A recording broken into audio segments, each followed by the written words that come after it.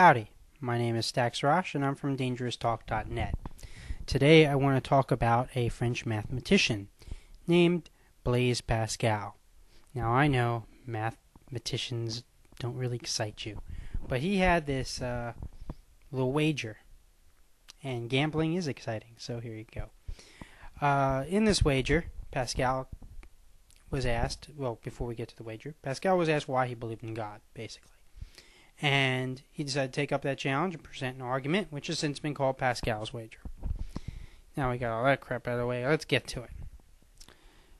Pascal argued God either exists or he doesn't, and we either choose to believe in him or we don't. Now, he gives you two choices for each of those, and those are necessary choices. There are no extra choices that are possible. It's a binary, 1 or 0, so to speak. So there is no middle ground for those choices. If you have a middle ground, I'd like to hear it. But let's continue with Pascal's argument here. So he argues, if God does exist and we choose to believe in him, we get a big reward. Call that heaven. If God does exist and we choose not to believe in him, then we get big punishment. We'll call that hell. Fire and brimstone, however you want to slice it. If God doesn't exist and we don't believe in him, then there's no harm, no foul, according to Pascal there. Now, if God does not exist and we do believe in him, again, according to Pascal, no harm, no foul. So Pascal wagers that one should just believe because it's the only choice that has a possible positive outcome without the risk of a negative outcome. There are a couple of problems with Pascal's wager. Problem number 1, there are many gods out there. Many gods. Some of them have restrictions. Follow him and only him. Or, thou shalt have no other gods before the Lord your God. In cases like that, how is one to decide which god to follow? Any ideas? Personally, I'd go with Zeus. You got the ambrosia, drink of the gods. You got the lightning bolt up your ass. Not very comfortable for all eternity. But that's just my personal opinion. Second problem with Pascal's wager is that he claims that there's no harm, no foul in believing if there's no God. I disagree. I think there's a lot of harm if you're believing in a God that doesn't exist. For one thing, or even if you're believing in God that does exist, there's harm. Lots of harm. Just ask any member of the Christian right. They do lots of harm all the time. Constantly telling you how to live your life, taking away freedom and choices for others. Killing non-believers, or killing non-believers killing believers who believe in a different way, by a different interpretation. So there's plenty of harm, plenty of foul. So I have issue with that there. But let's move on. That's Pascal's wager. Now, I've taken a long look at Pascal's wager and studied it hard. I came up with a little wager of my own. I know it's a little presumptuous. I'm no mathematician or anything. I'm not even a very good gambler. I'm okay. I do okay, Pretty decent at Texas Hold'em, I guess. Craps, fun. But I wagered on this God thing anyway. So let me explain to you my wager, Stax's wager. God either exists or he doesn't, and we either choose to believe him or we don't. I'm just taking it right out from Pascal.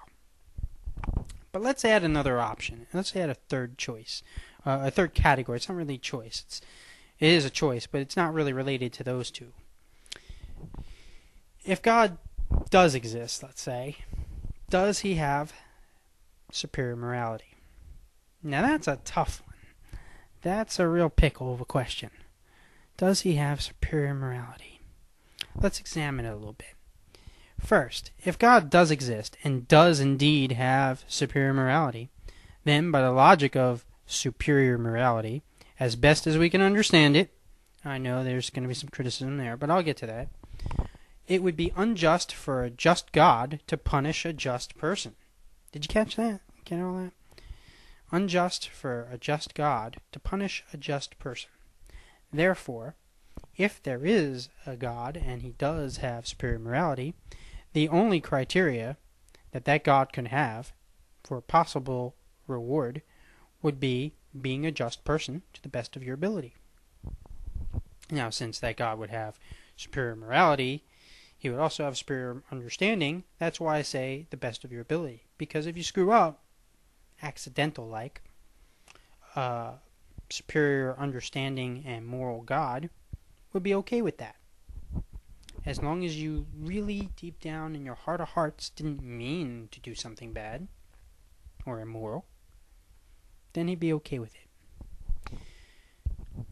Now, second possibility is if God exists and does not have superior morality. In this case, God could choose any criteria he wants for entrance into his perfect kingdom of heaven. Choose anything. He could reward you for any possibility. Some possible criteria for entrance into heaven are, but are not limited to, praying in a certain direction in a certain time of day. Could be wearing polka dot socks every other Thursday. Could be believing in his son as your personal Lord and Savior. Could even be watching American Idol. Could be. Any criteria he wants. Any possible criteria. In any case, Socrates once told his student Crito, you can look that up, that it is always better to receive an injustice than it is to do one. And I think that's pretty good logic. As a result, I would rather be, as Mark Twain said, in hell than in heaven. But I'd rather be a good person in hell than a bad person in heaven, basically. So I'm not jumping through hoops for a God who does not have superior morality. Because a God without superior morality is no better than just something that has power like Hitler. Except much more powerful. But, he can do whatever he wants. No superior morality at all. So, there you go on that one. Now, the other option is that God doesn't exist at all. In that case, God doesn't exist at all. The best thing we can do is be moral people. Be moral people. And the way I come to that is because Aristotle has reasoned in his book, The Nicomachean Ethics, that morality leads to happiness.